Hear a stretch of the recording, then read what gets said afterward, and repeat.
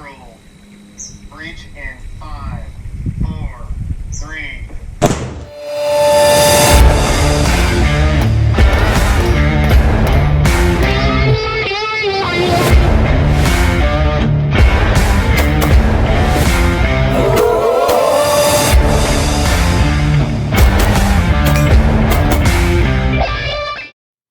What's up, guys? It's Uncle Freedom coming to you on another glorious and well-deserved day off. And today we're going to take a look at part 2 of the Bags of Preparedness, and we're going to talk about bug out bags and bug out systems.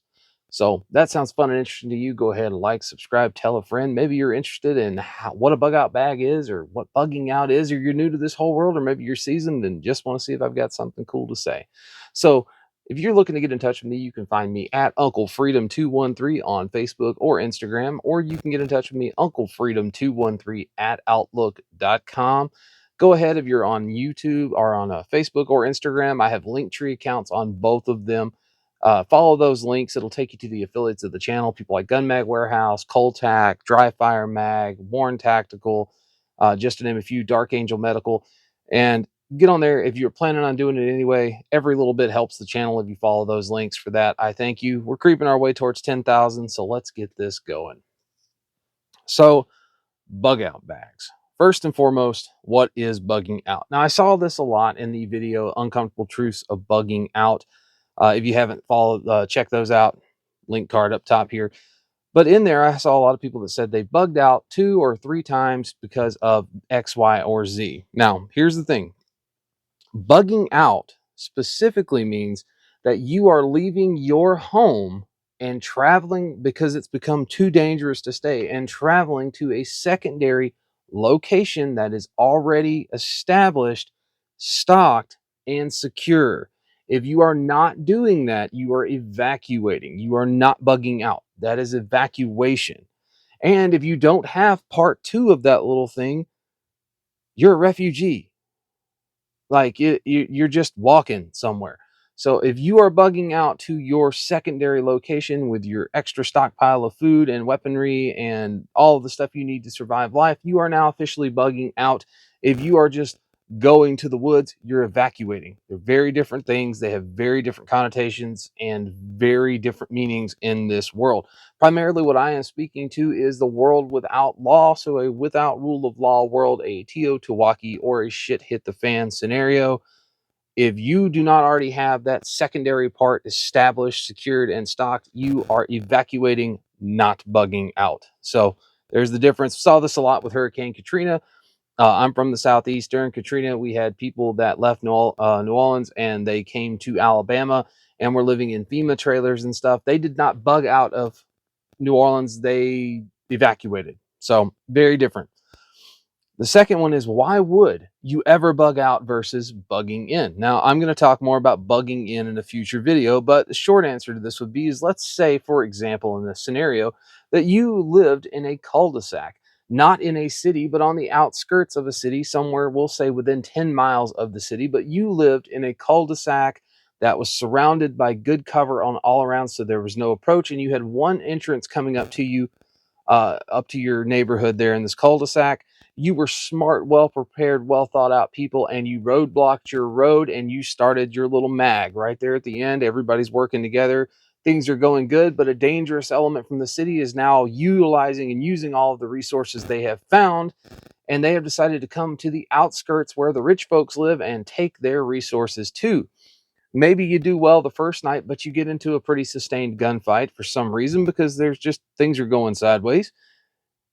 And now you've used up a lot of resources and you now lost. We'll say you went from 40 people down to 20. You've lost 50% of the people in this fight. And while you did repel the attack, they will be back and you will not fare so well the second time. So you would look to bug out because your situation has become untenable. You cannot survive safely in this environment. So now you would bug out. So what is a bug out bag? Well, a bug out bag is a part of a system. It's not the whole thing. It's just a part of your system that carries items that you need to survive for a predetermined amount of time until you can get to your secondary secured location. But what is it not? It is not a 72-hour bag. I hear this all the time, bug out bag, my 72-hour bag. 72 hours is an emergency kit. That's not a bug out system. Like, an emergency kit is what you're kind of told to have. If you have to evacuate, that's an emergency kit. That's what the emergency kit, that's your 72-hour bag. That is not a bug out bag. I can't think of many situations that would only take 72 hours if you were forced to bug out. So who should have a bug out bag? Everybody. Literally everybody. If your household's got 2 children and your wife and you, all of you need a bag. While you're not going to divvy out all of the stuff, equal spread for food and ammunition, because if suddenly something happens and you lose one bag, you're now down 25% of your food, water, sustainment capabilities and ammo. So your main bag, your main, guy that's carrying most of the weight, it's going to carry a lot of your indispensable items, but that does not mean that you can't have bug out items such as comfort items for children. Don't overlook those. They're very important.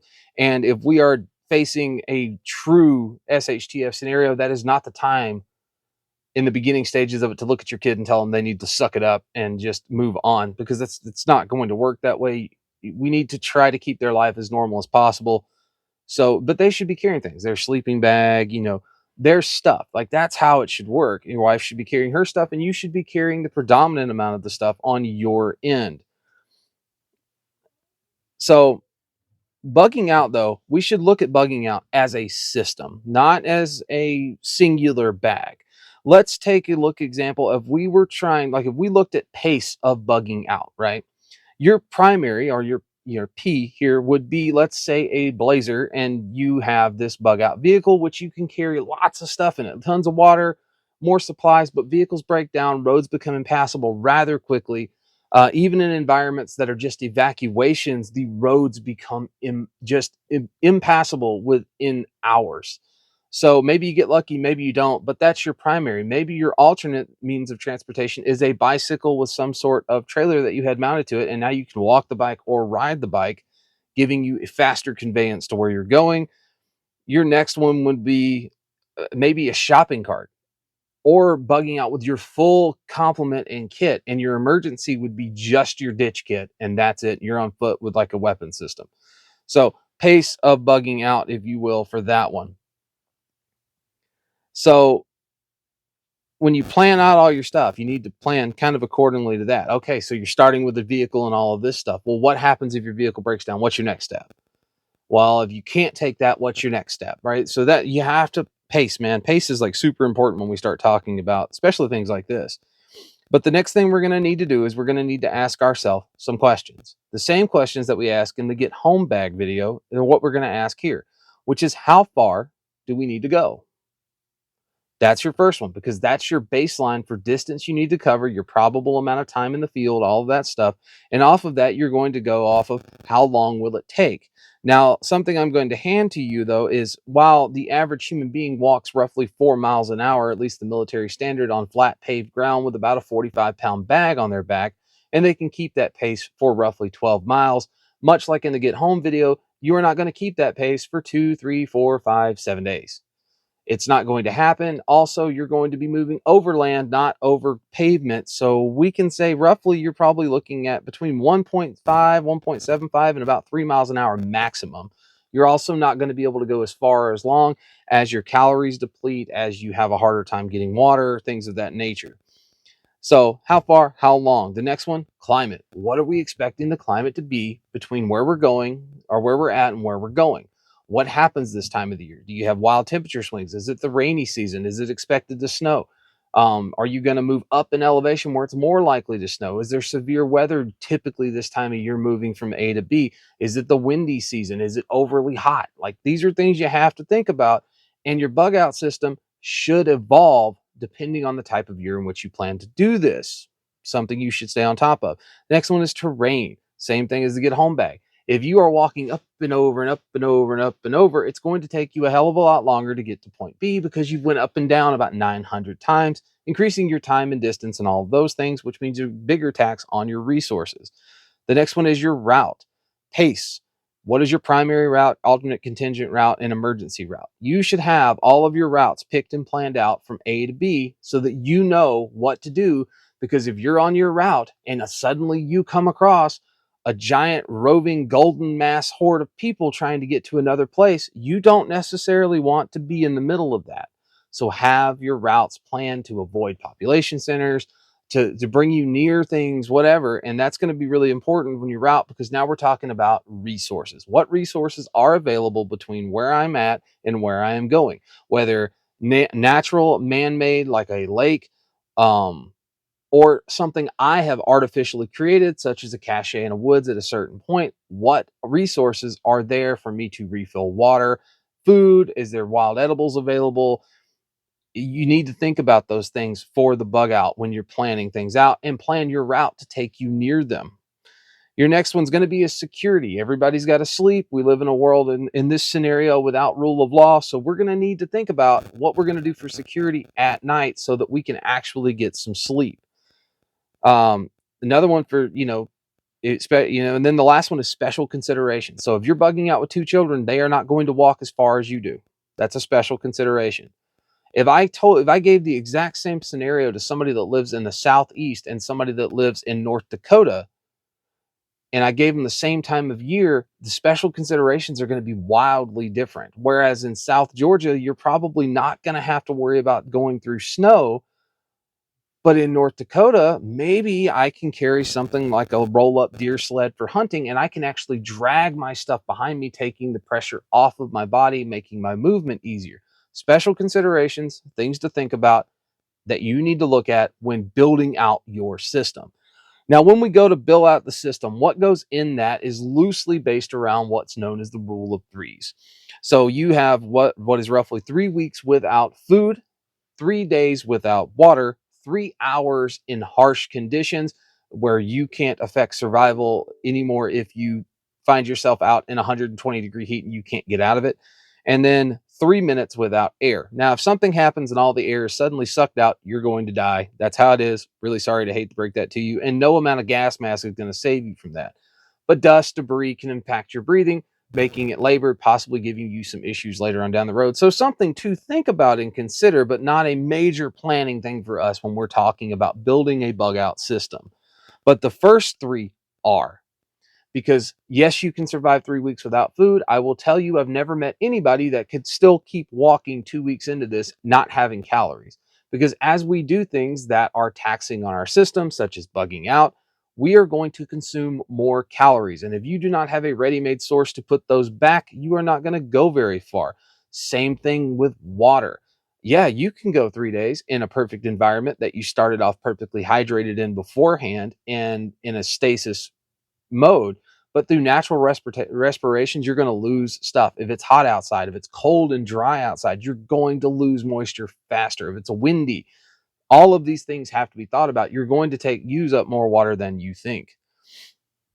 So if we look at the actual system itself, it's kind of a tiered out approach to building out your bug out bag, bug out system. I think they're one and the same. I don't necessarily refer to one over the other. So the bug out bag is a part of your system. So your first one is going to be your basic survival stuff. And when I say basic survival stuff, I'm talking things like, a Swiss Army knife, your space blanket, maybe a 55-gallon drum liner. How about a lighter, maybe a multi-tool, a hank of cordage, some boo-boo medical stuff. That stuff goes in your pockets because it's very easy and it can affect your survival, but you can keep it in your pockets and not have to dig for that kind of stuff. And it's another layer. So your second part of this would be your ditch kit. It's a supplemental bag. This is not a part of the same bag. It's a supplemental bag altogether, whether strapped onto it the way the assault packs did with the Molly system or the Philby system, or in the top of the bag, readily accessible. That bag should have your stuff in it for roughly 72 to 120 hours. So 3 to 5 days. We're not looking to be comfortable. We're looking to not die in 3 to 5 days so that we can figure out a solution to the new problem we have. If you're down to all you have is your ditch kit, things have gone wrong and you are just trying to sort out what to do next. So, with that said, you're talking about some survival essentials, maybe the lifeboat bars, because those would be useful here because it's calorie dense, they don't weigh a lot.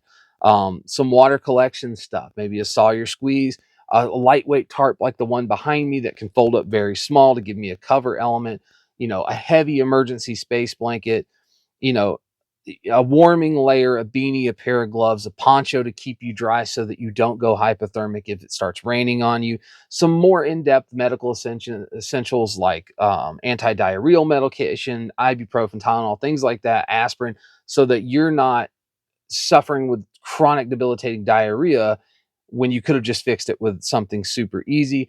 Spare ammo for your defensive setup, a radio, a light. Think when you think about your emergency kit as the 10 C's. Dave Canterbury's 10 C's was an excellent system that he put out, and it really makes sense. But if you follow the 10 C's in your emergency kit, you can now survive for that 3 to 5 days to sort out how to fix the problem. And at least you know you're not dead in the water 12 hours from now because you had a system in place to get you through it. Your next part of this is going to be your main ruck, your main bug out bag, if you will. That's where your gear is going to be, your spare clothing, your food, the bulk of your food, your water, your major water purification systems, your storage systems, your sleep systems, shelter, all that there, your axe, all these bigger things that you would need in this longer trek are going to be in there. But that means that if something went wrong and you ditched it, you at least you have to have that survival kit. So again, system, not individual thing. The next thing we would have to look out for our bug out system is going to be our defense. What weapon systems do you plan on taking? I will tell you, a battle rifle, semi-automatic magazine fed styled rifle in any of I'm partial to the AR-15 variants, but even AR-10, a SETME, a FAL, something like that. Something, in an AR-15, we could be 6.5 Grendel, 6 ARC, 22 ARC, badass idea, by the way. 350 Legend, 5.56. You could do a lot of different stuff. But having a system like that, a handgun, because I've stated before, numerous video handguns are ultra important because you can keep that on you and concealed until you don't need to be concealed any longer. But having that with you, as well as like your warning system, defensive perimeter measures and stuff for when you bed down for the night, possibly a takedown recurve bow, something along those lines. I know I carry one in mine and I love it. Your next part of this we're going to look at is what supports your defensive measures. So chest rig, plate carrier, chest rig, plate. It's situationally dependent. I will leave it to you this way as far as which one to pick. If there is a greater than 50% chance that I am going to find myself in a fight of any kind with somebody with a firearm, I am not leaving without armor. I may not walk in the armor. That armor may be in the back of my rucksack up against my back so that I've got that capability. But I am not going to leave without it if the chances are greater than 50%. It's just not worth it. It's a 15-pound problem that keeps bullets from entering your body. Go with that solution. Your next one is going to be, so if you're thinking about your support system, there are things that need to exist within that weapon support system for you in a bug out scenario. One being a signaling system of some kind. Think flaming rock, VS17 panel, buzzsaw with a light stick, something like that.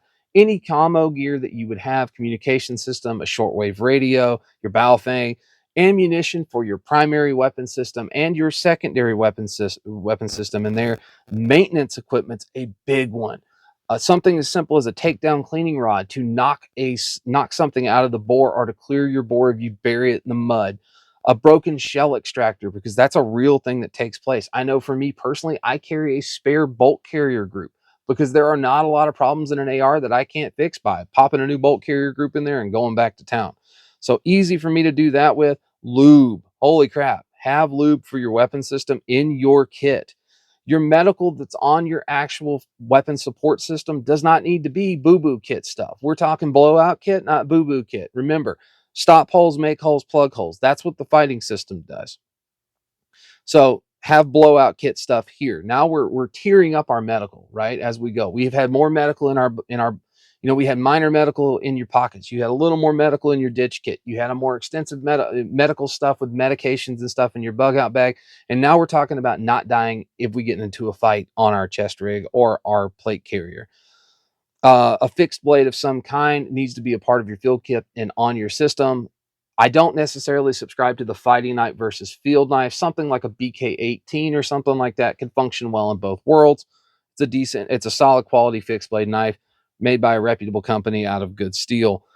Smaller tools. This comes back to the reconnaissance world, my way of thinking. Things like a folding saw, pruning shears, small trowel can really make a difference in making veg fans, things of that nature, cat holes if you're out and you're stuck.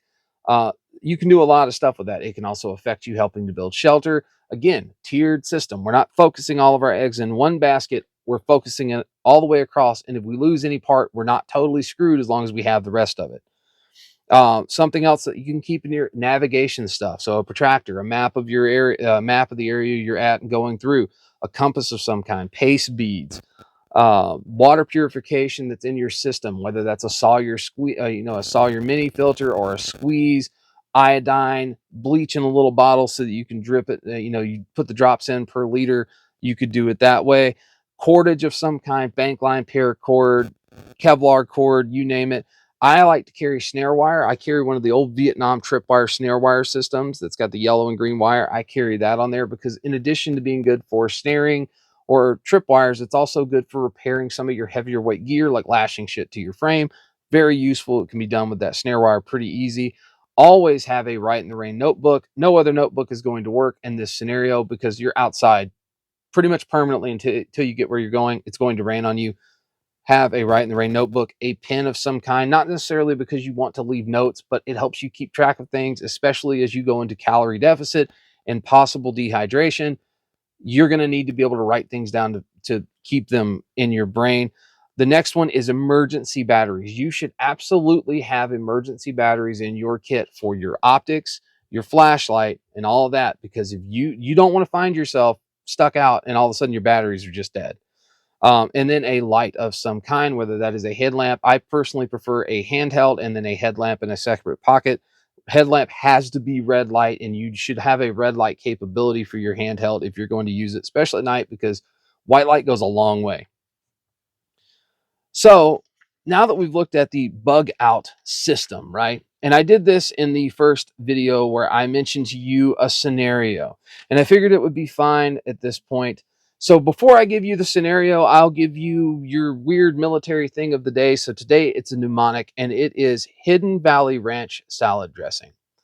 Hidden Valley Ranch salad dressing is a mnemonic for the 5 major terrain features: hill, valley, ridge, valley, ridge, saddle, and depression. Those are your 5 major terrain features, and it's easy for you to remember them. Hidden Valley Ranch salad dressing.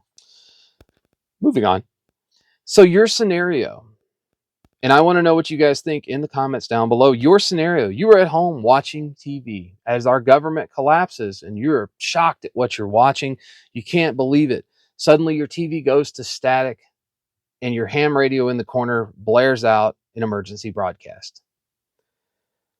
Well, for the next 3 days, you've stayed at home, you've bugged in with your family, but you are starting to see violence. You're hearing reports of violence over the radio. It's erupting everywhere, and it's kind of uncontainable at this point.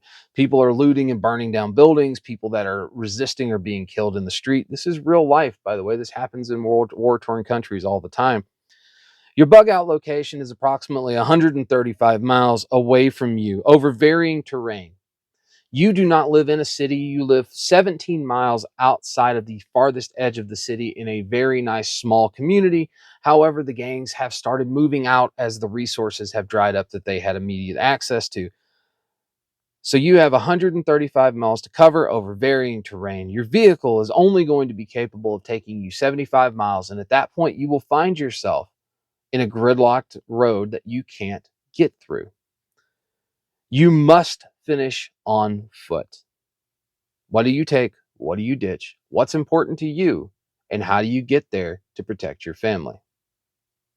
So guys, thanks for hanging out with me today. Hopefully this spurred on some thoughts and considerations in your brain, helps you understand more of what a bug out system really is and how I look at it. Hopefully it helped you guys out some.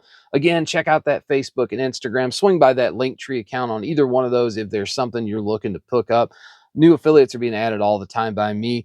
Again, take care of yourself, take care of each other. And until next time, I'll see you later.